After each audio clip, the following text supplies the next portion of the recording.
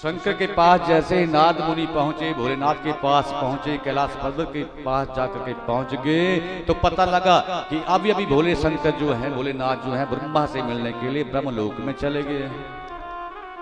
माँ पार्वती ने नारद मुनि का स्वागत किया, गुरु है उनके, कि आइए गुरुजी। तो महाराज जैसे ही पूछा कि भगवान कहाँ है, कहा अभी अभी ब्रह्मलोक में गए हैं। तो नारद मुनि ने कहा कि माँ आप ऐसा बताइए कि भगवान शंकर आपसे हर बात को बताते हैं या पर्दा करते हैं। तो महाराज पार्वती ने कहा कि गुरुजी, दुनिया के झगड़ों को, दुनिया के झमेलों को हमारे कैलाश पर्वत के ऊपर आकर के मत लाओ, हमारी अच्छी बनती है, दोनों हम प्रेम से रहते हैं।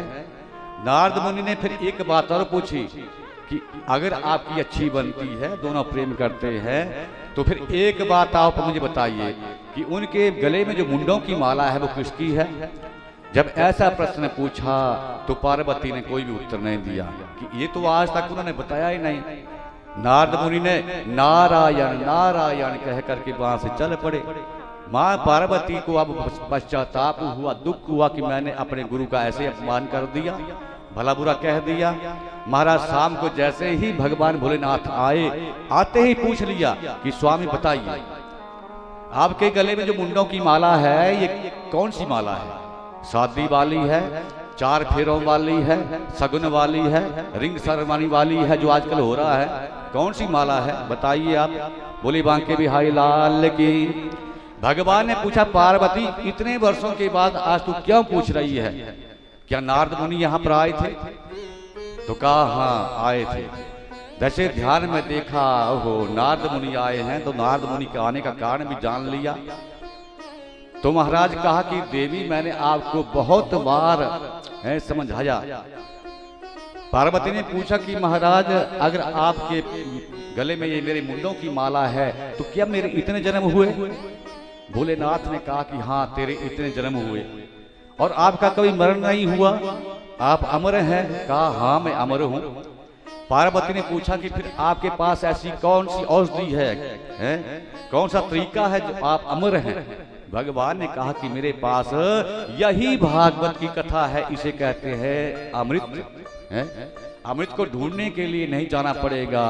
तो पार्वती ने कहा कि भगवान स्वामी अगर आपके पास भागवत रूपी अमृत है तो मुझे क्यों नहीं पिलाया?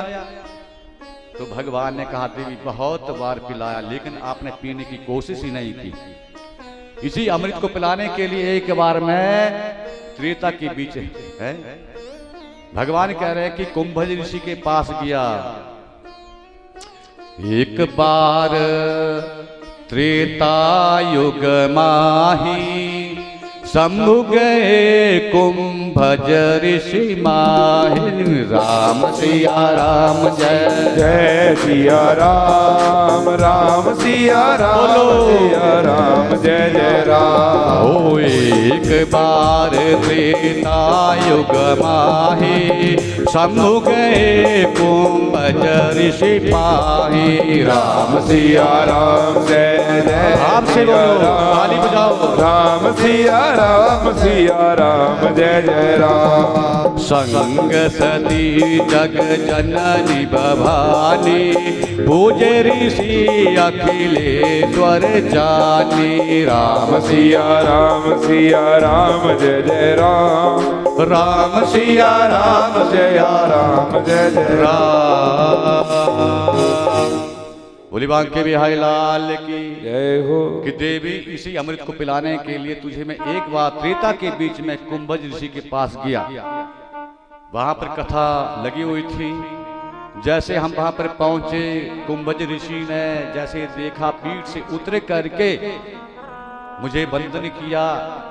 आपने उसी समय भ्रम कर लिया, शंका कर ली कि ये कैसी कथा सुनाएगा जो पीठ से उतर करके मेरे पति को वंदन कर रहा है, नमन कर रहा है, और आपने कथा को ध्यान से नहीं सुना।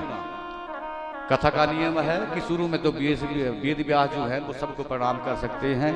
चली हुई कथा के बीच में चाहे सृष्टिकर्ता ब्रह्मा ही क्यों ना आ जाए, नियम है वो प्रणाम नहीं कर सकता।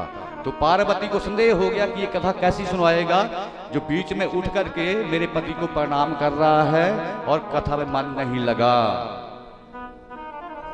फिर महाराज भगवान शंकर ने तो कथा को सुना भी बड़े प्रेम से और कथा को वहां पर कहा भी। अब रास्ते में वापस जैसे कैलाश पर्वत की ओर आने लगे तो जो कथा सुन करके आए वही लीला आज दंडक अरण्य वन में भगवान जो राम है वो कर रहे हैं। जैसे राम का दर्शन किया सज्जनों, भगवान शंकर ने दूर से प्रणाम किया और पार्वती को कहा कि तू भी देवी सती, तू भी भगवान को, ये मेरे आराध्य देव है, जंगल में लीला कर रहे हैं, तू भी प्रणाम कर ले। तो सती ने महाराज यहाँ पर भी प्रणाम नहीं किया कि मैं नहीं करूंगी। भगवान ने पूछा क्यों नहीं करेगी?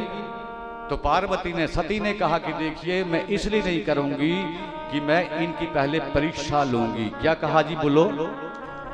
परीक्षा लूंगी। भगवान शंकर समझा रहे हैं देवी भगवान है परीक्षा का विषय नहीं है, भगवान प्रतिष्ठा का विषय है। भगवान का महाराज इंतजार करना चाहिए, परीक्षा नहीं लेनी चाहिए। आप कौन सी बातें कर रही हैं? बार बार समझाया लेकिन सती नहीं मानी। भगवान ने जब बार बार समझाया नहीं मानी तो कहा जाओ फिर ले लो।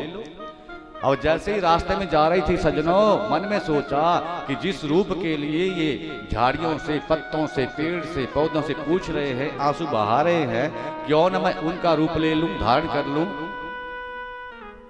तो महाराज कहते हैं कि जब कोई बेटा बच्चा परीक्षा के लिए जाता है ना तो अच्छी तैयारी भी उसे करनी पड़ती है, नहीं तो वो फेल हो जाता है।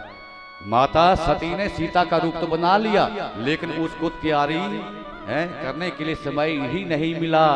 और महाराज उस परीक्षा में देखना क्या होता है। दिल्ली में पूछा गया कि दिल्ली में कौन सी मीनार है, बच्चे ने ना सोचा ना समझा और एकदम कह दिया कि दिल्ली में कुतिया मीनार है और फेल हो गया। बोले बांके बिहारी लाल की। तो महाराज सत्संग के बिना ये जीवन कैसे बर्बाद होता है, कथा के बिना ये जीवन कैसे बर्बाद होता है, वो अब आप सुनो। सीता का रूप धारण करके सती